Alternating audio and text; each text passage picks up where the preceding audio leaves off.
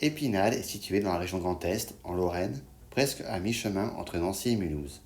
En plein cœur du massif vosgien, la ville est la préfecture du département des Vosges. Épinal est traversée par la Moselle, un affluent du Rhin. Sur la rive droite, on trouve le quartier historique, et sur la rive gauche, c'est la ville nouvelle. Pour commencer, découvrons le centre-ville sur la rive droite. Dans le cœur historique de la ville âgée d'un millénaire, admirez la place des Vosges. Magnifique place avec ses maisons en Renaissance à arcades, dont notamment la maison du bailli, bâtie en 1604 par un riche papetier. L'édifice est classé monument historique depuis 1986. La mairie d'Épinal, située non loin de là, montre dès l'entrée du bâtiment le blason de la ville, réalisé par Robert Louis. Revenons à la place des Vosges et arrêtons-nous devant l'édifice religieux, la basilique Saint-Maurice. Cette basilique fut construite entre les XIe et XIIIe siècles à l'architecture romane et gothique et au style varié rhénan, champenois et bourguignon.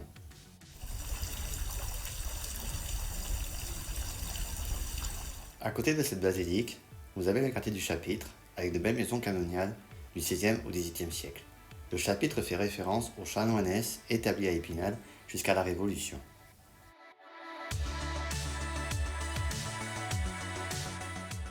Justement, vous y trouverez le musée du Chapitre, situé dans une tour médiévale, retraçant l'histoire de la ville d'Épinal depuis le Moyen-Âge. Épinal contient plusieurs espaces verts, comme le parc du Cours, jardin à l'anglaise de 28 hectares, au bord de la Moselle.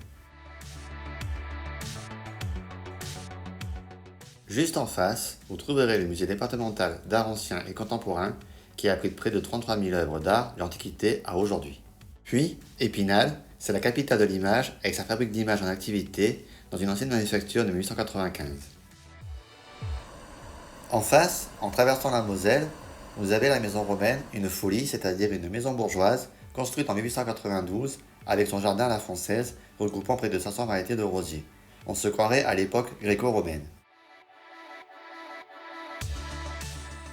Retour au centre-ville, loin de la basilique, c'est le dépaysement assuré avec cette tour chinoise construite en 1808 par Christophe Doublin. Pour finir, et pour les plus courageux, via cette tour chinoise, vous pouvez monter sur la colline pour admirer une vue panoramique d'Épinal. Puis, en vous retournant, au milieu des vignes et d'un parc à l'anglaise, vous avez les ruines du château d'Épinal, ancienne forteresse dominant la ville et la vallée de la Moselle à 387 mètres d'altitude.